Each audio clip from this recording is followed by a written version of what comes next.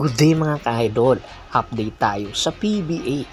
Matapos nga talunin ng Meralco Bolts ang Barangay Ginebra San Miguel, ay mayroong pagpaplano na si Coach Tim Cone para sa susunod na konferensya.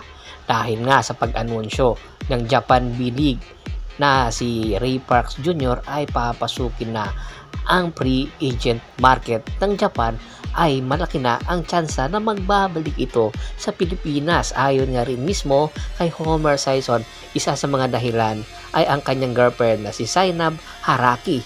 Dahil gusto nga ni Zainab Haraki na mas manatili na lang si Ray Parks dito sa Pilipinas at dito na sila mamalagi. At mayroong pagpaplano na mag-isang dibdib. Kaya naman pinaplano na ng management ng San Miguel o rather ng Barangay Ginebra San Miguel si Ray Parks at si Coach Tim Cone na kakausapin ang tropang Giga para sa possible na trade transaction, or hindi man manatili muna ito ng isang konferensya sa tropang Giga at pagkatapos noon ay ibibigay na itong si Ray Parks papunta sa Barangay Ginebra San Miguel, which is ito talaga ang final destination ni Ray Parks Jr. kung hindi pa ito naglaro sa Japan. Marami ng pagpaplano si Coach Tim Cone para sa kanilang lineup paghahanda ito sa next conference matapos nga pahiyain ang Barangay Ginebra na hindi makapasok sa finals sa Game 7 kontra sa Meralco Bolts.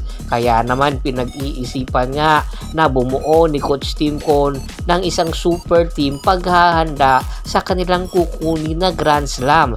Ito kasi ang final na plano ng Barangay Ginebra at ni Coach Tim Cone ang makakuha ng Grand Slam Championship dahil ang Barangay Ginebra na lang ang hindi nakakakuha ng Grand Slam sa mga kupunan ng SMC.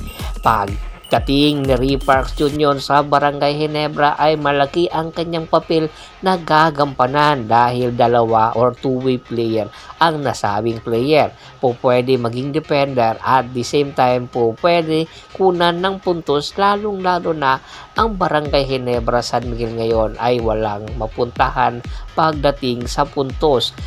Kaya aabangan natin ang magiging destinasyon ni Ray Parks Jr. at ang negotiation na magaganap ng Barangay Ginebra at Tropang Giga. Samantala, ang team manager ngayon ng Tropang Giga na si Jojo Lastimosa, isa sa pinaplanong kunin daw ng Converge Fiber Xers na magiging kapalit ni Coach Aldin Ayo.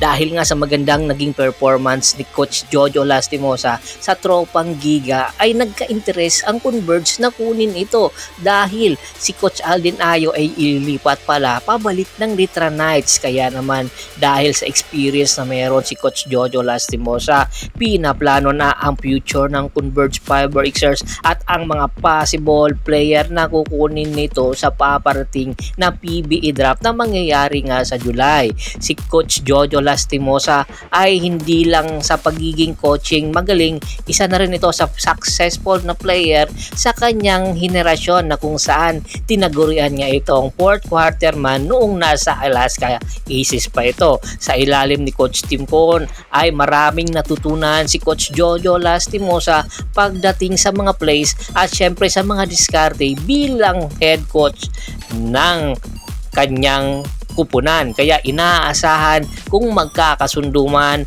ang Converge Fiber Xers at ang kampo ni Coach Jojo Lastimosa ay malaking addition si Coach Jojo Lastimosa sa Converge Fiber Xers at hopefully maging championship contender na ang Converge. Samantala, matapos nga ang hindi magandang naging performance ng Tropang Giga, hindi na daw ibibigay pa or ilababalik pa si Coach Jojo Lastimosa na maging head coach ng Tropang Giga, bagkos ay pakakawalan na daw ito. Ito naman ang Magnolia Pambansang Manok Templados, matapos nga ang maagang bakasyon ay pinaplano na rin ni Coach Chito Victolero na kumuha ng isang big man na pwedeng makatulong sa kanila kung sakasakali daw na matuloy ang dispersal draft ay malaki ang tsansa na kung available pa itong si Domingo or si Lawrence Domingo sa dispersal draft ay kukunin talaga ito ng Magnolia Pambansang Manok Timplados dahil sa experience nito sa EBL, dahil nga sa malahatfield nitong performance ay malaki ang may tutulong nitong si Lawrence Domingo sa Magnolia, lalong-lalo na ang rotation ngayon ng mga big man ng Magnolia ay hindi ganon kalalim.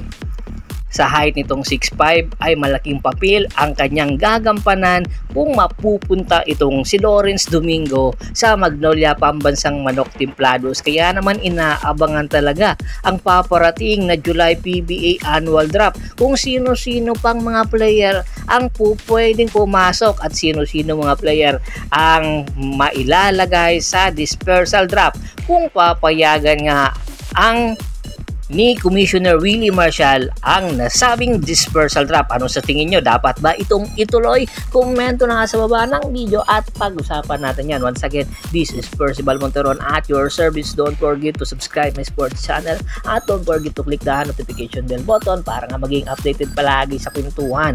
At bago pa man natin tapusin ang ating kwentuhan, shout out muna tayo sa ating mga solid na followers na laging sumusuporta sa atin.